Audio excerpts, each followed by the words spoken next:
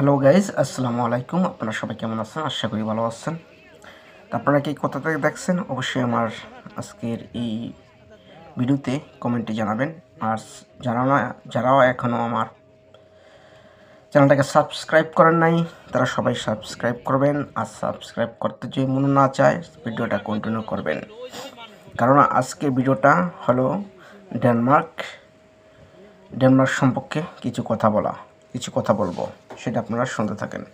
ডেনমার্কে আসার জন্য আপনারা অনেকেই অনেক কিছুই বলতেছেন, অনেক কিছুই আসার জন্য চেষ্টা করতেছেন, কিন্তু ডেনমার্ক এমন একটা দেশ যে দেশে বিশ্বের মধ্যে দ্বিতীয় একটা শান্তপ্রিয় দেশ।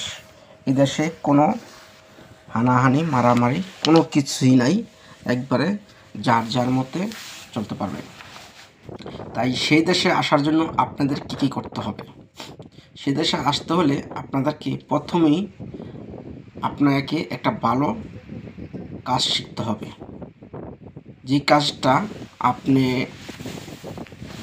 আসলে কাজটার জন্য অ্যাপ্লাই করতে পারবেন, এবং কাজের বেশিরভাগ এদেশে ওই কাজের চাহিদা আছে। সেই কাজগুলো কি সেটাই আমি আজকে আপনাদেরকে জানাবো। প্রথমত, এদেশে বেশিরভাগ মানুষ রেস্টুরেন্টে খাবার দাওয়া পছন্দ করে, তারা নিজেরা রান্না করে খুবই কম খায়। তাই আপনি যদি রেস্টুরেন্টের কাজ জানেন বা কোনো শেফের কাজ জানেন, অবশ্যই আপনার এদেশে মূল্যবান কাজ খুঁজে পাবেন। আপনি স্টুডেন্ট হন আর ওয়ার্ক পারমিট হন, যেই কোনো জাতি, আপনার এই কাজটা অনেক গুরুত্বপূর্ণ। তারপরে আছে সেকেন্ড, এদেশের ওষুধ কোম্পানি অনেক বেশি, তাই ওষুধ প্যাকেট করা যারা জানেন ওষুধের সম্পর্কে, যারা ওষুধের কাজ প্যাকেট করেন ফ্যাক্টরিতে, এই ধরনের কাজের চাহিদা এখানে অনেক। তারপর হচ্ছে এখানে কনস্ট্রাকশন কাজ খুব কম। যদি কনস্ট্রাকশন কাজ আপনি জানেন আর যদি কনস্ট্রাকশন কাজ আপনি পারেন বা যদি পেয়ে থাকেন, তত আপনি লাকি।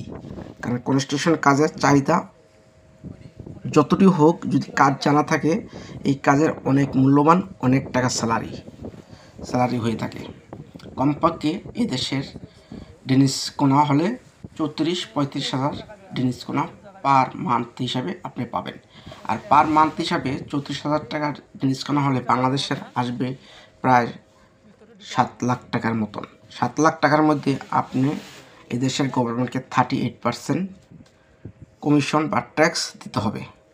তো যাই হোক, আপনি যে কাজই বলেন না কেন, যে কাজে গেলে আপনি কাজ শিখতে হবে। কাজ শিখা ছাড়া আপনি এদেশে আসতে পারবেন না। কোনো হেল্পার এদেশে আসা যাওয়া হবে না, পুরো স্কিল ওয়ার্কার লাগবে। আপনারা অনেকেই কমেন্টে বলতে পারেন যে স্কিল ওয়ার্কার লাগলে তো হেল্পার কী করবে, হেল্পারের কাজ কী করবে? হেল্পারটা হলো যারা এদেশে স্টুডেন্ট আছে তাদেরকে হেল্পার হিসেবে এখানে ইউজ করা হয়। তাই এদেশের গভর্নমেন্টের রুলস। তো আসলে ভিডিওটা কেমন লাগলো অবশ্যই আমার চ্যানেলটা সাবস্ক্রাইব করবেন যদি ভালো লাগে। আর যদি কোনো কিছু জানার ইচ্ছা থাকলে অবশ্যই কমেন্ট করবেন, কমেন্টে জানাবেন। সবাই ভালো থাকবেন, আল্লাহ হাফেজ। আবার নেক্সট ভিডিও নিয়ে আসবো আপনাদের সামনে, এবং দেখতে থাকেন আমার এই চ্যানেলটাকে, আমার সাথে থাকবেন। সবাই ভালো থাকবেন, আল্লাহ হাফেজ।